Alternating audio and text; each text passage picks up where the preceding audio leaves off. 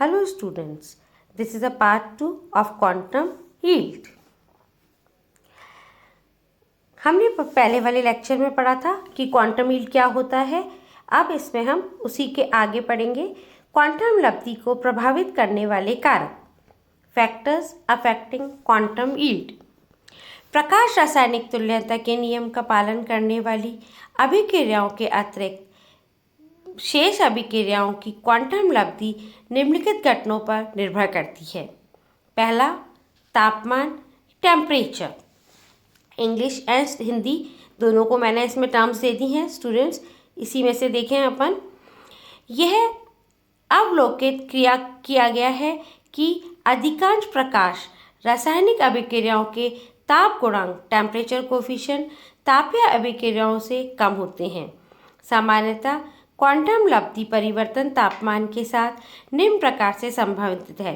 d log phi divided by dt q is equals to q divided by RT square. यहाँ phi is equals to quantum लब्धि, q एक ग्राम पदार्थ के उत्पादन पर उपसर्जित ऊर्जा की मात्रा। कुर्न ने अमोनिया के प्रकाश रासायनिक विघटन का अध्ययन किया, पाया कि प्रत्येक 100 डिग्री वृद्धि पर क्वांटम लब्धि लगभग 50% बढ़ जाती है। 500 डिग्री सेंटीग्रेड पर क्वांटम लब्धि लगभग 7 गुना हो जाती है। प्रकाश तीव्रता, लाइट इंटेंसिटी।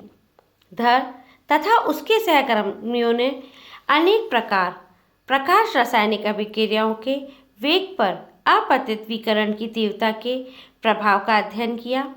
छिद्र या अपर्चर से होकर प्रकाश अभिकारक निकाय रिएक्टिंग सिस्टम पर पड़ता है, उसका आकार परिवर्तित करके प्रकाश तीव्रता में परिवर्तन किया। अपने प्रयोगों के आधार पर उन्होंने निम्नलिखित निष्कर्ष निकाले। पहला, प्रकाश रासायनिक अभिक्रिया का वेग प्रकाश की तीव्रता के समानुपाती होता है, डायरेक्टली प्रोपोर्शनेट होता है। सेकेंड, अभिकारक पदार्थ पर पड़ने वाले प्रकाश की मात्रा जैसे जैसे बढ़ती है क्वांटम लब्धि घटती जाती है। हमें ये ध्यान रखने हैं पॉइंट्स, डे नंबर क्वेश्चन में बहुत बार पूछा जाता है। तरंग दैर्ध्य, wavelength.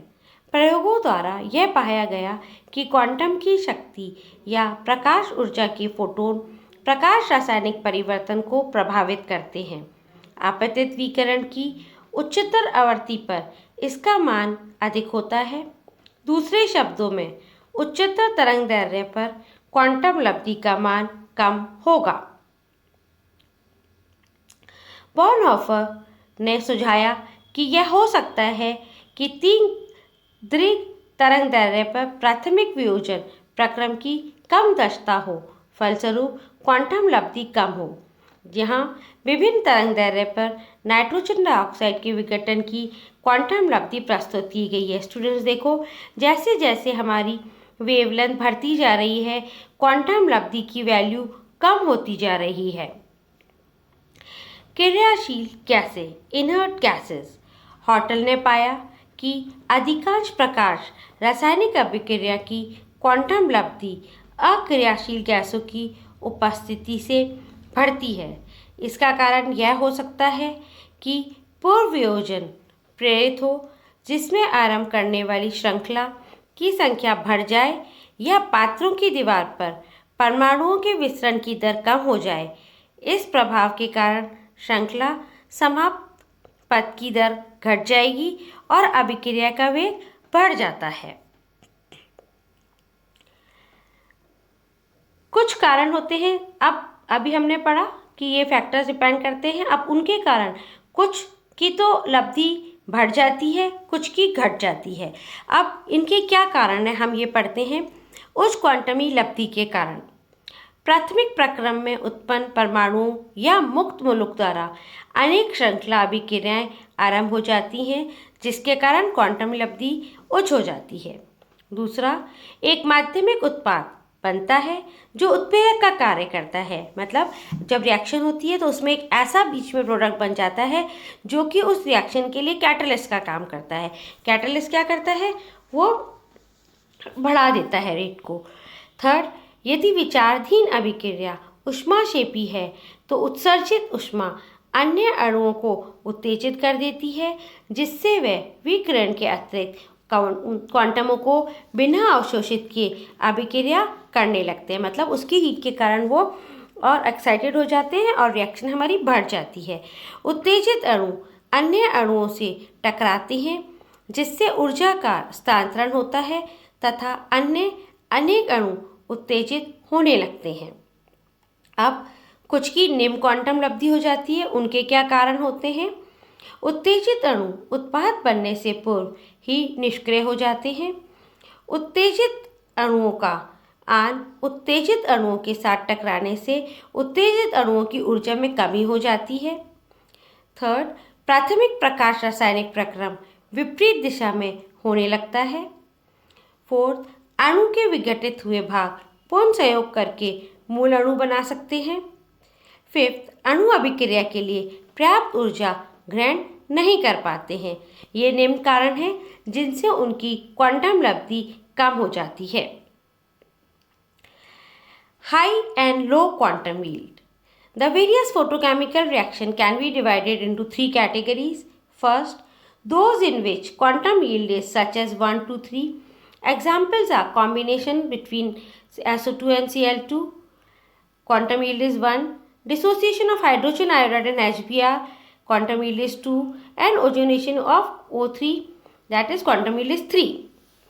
Those in which quantum yield is less than 1. Example are dissociation of ammonia, combination of hydrogen and bromine. Third, those in which the quantum yield is very high, as for example combination of hydrogen and chlorine, quantum yield is 10 to the power 6, and combination of CO and Cl2. Now, there are two processes in photochemical reaction. First is primary process and second is secondary process. What is primary process? Primary process are those processes in which quantum of energy is absorbed by a molecule resulting in the excitation of the molecule. कहने का तात्पर्य है कि primary process क्या होता है? जब वो लाइट एब्जॉर्ब करता है, that is a primary process, और एक्साइट होने के बाद जो फर्दर प्रोसेस होंगे that is the secondary process. The molecule which absorbs light may gate dissociated, yielding excited stem atom of free radicals.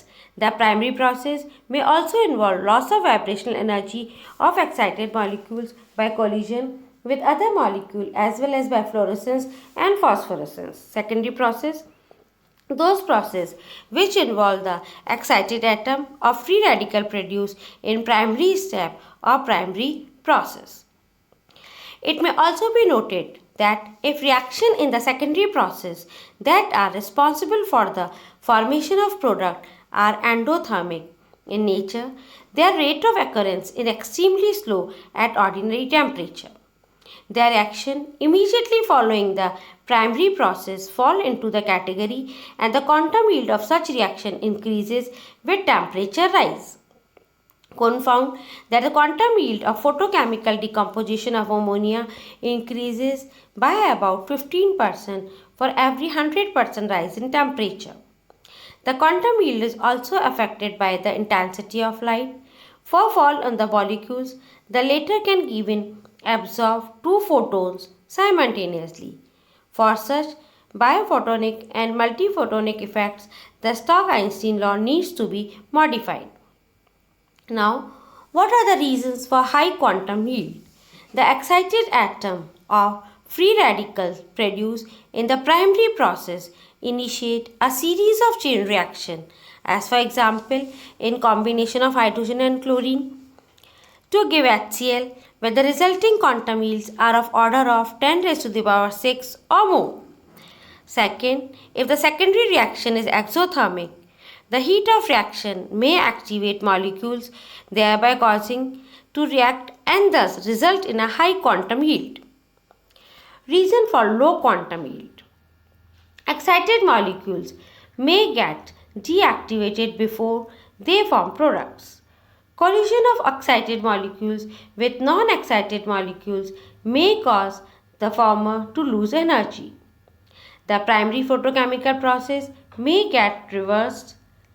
The dissociation fragments may recombine to form the original molecules. The law of photochemical equivalence can be applied only to primary process in which each molecule capable of entering into chemical reaction absorbs one quantum of radiation. The secondary process take place of themselves quite independent of light radiation. Thank you.